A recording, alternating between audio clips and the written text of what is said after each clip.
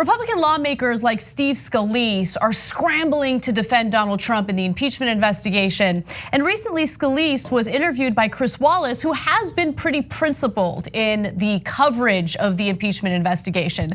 Scalise doesn't like that, and nor does Donald Trump. Take a look. Congressman Scalise, if Gordon Sondland, who met with the president a half dozen times this summer, testifies on Wednesday, yep, the president said to me, we're not releasing the aid until they announce they're going to investigate the Bidens and Burisma, doesn't that blow a hole in the president's defense? Well, the president's defense is that those things didn't happen. And it's not just the president's word.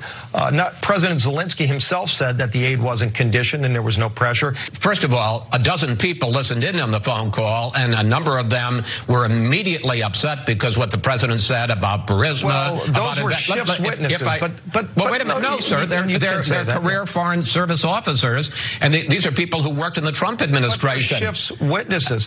There are other witnesses. You had a woman yesterday. You had a woman yesterday who was on Vice President Pence's staff. She said it was inappropriate.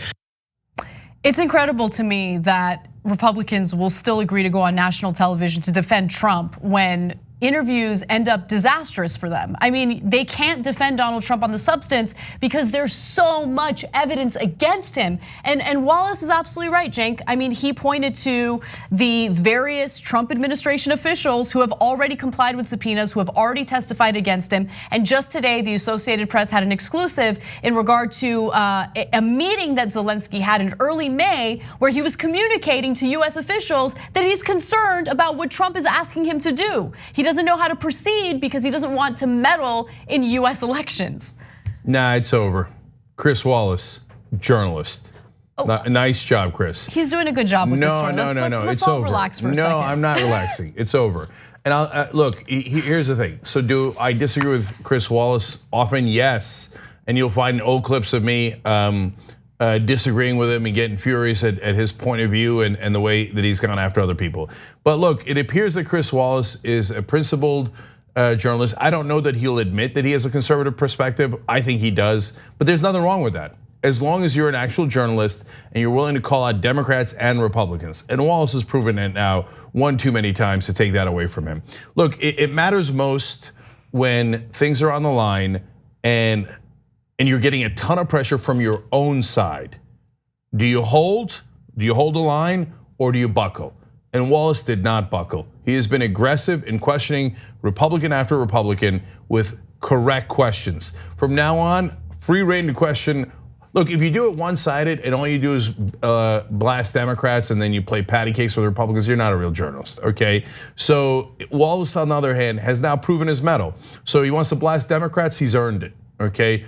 He's a tough journalist to both sides. I can't commend him enough. And so in this case, obviously correct. But you know what? It's still really hard being obviously correct on Fox News. And it's actually very important. Yeah. Because he's breaking through that bubble. I think part of the reason that now 70% of Americans say, yeah, what Trump did was clearly wrong, is you've got people like Wallace and Napolitano saying, sorry guys, it's obviously unconstitutional, or at least Napolitano is saying that, and Wallace is asking questions that the Republicans just simply cannot answer. Exactly, he's hitting them with follow-up questions that they need to, answer to. And they haven't really they've been treated with kid gloves by the media for so long that they're almost blindsided by it. And another good example of that is this next clip featuring Wallace and Scalise. Let's talk in reality. Why don't we look at the three witnesses who actually did testify this week? All three of them were asked by whether it was John Ratcliffe or whether it was Chris Stewart. All three of them were asked, did you see any impeachable offenses? Did you see any bribery? Any of that? Not one of those things were mentioned. Not one person said they saw a crime committed. Sir, with That's all what due this is respect, about, isn't it? with all due respect, that very badly mischaracterizes what they said. They were asked, William Taylor, for instance, the acting ambassador in Ukraine, was asked whether or not these were impeachable offenses. He said, I'm there as a fact witness. I'm not there to pass judgment. But he made it clear what he thought about what the president was doing. So again, Wallace is 100% correct.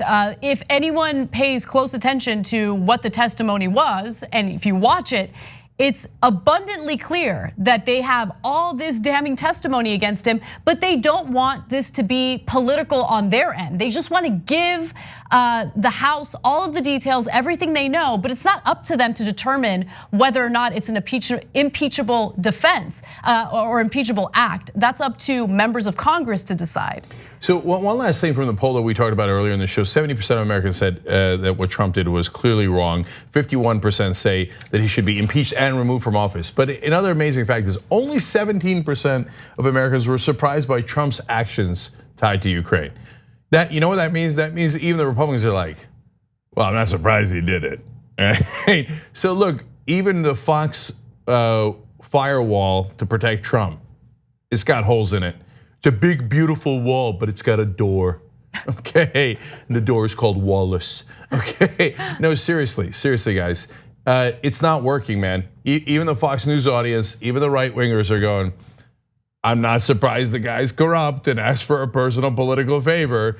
Even some of those guys are like, I don't mind that he did that, but I'm not surprised. Thanks for watching The Young Turks, really appreciate it. Another way to show support is through YouTube memberships. You'll get to interact with us more. There's live chat emojis, badges. You've got emojis of me, Anna, John, JR. So those are super fun. But you also get playback of our exclusive member-only shows and specials right after they air. So all of that, all you gotta do is click that join button right underneath the video. Thank you.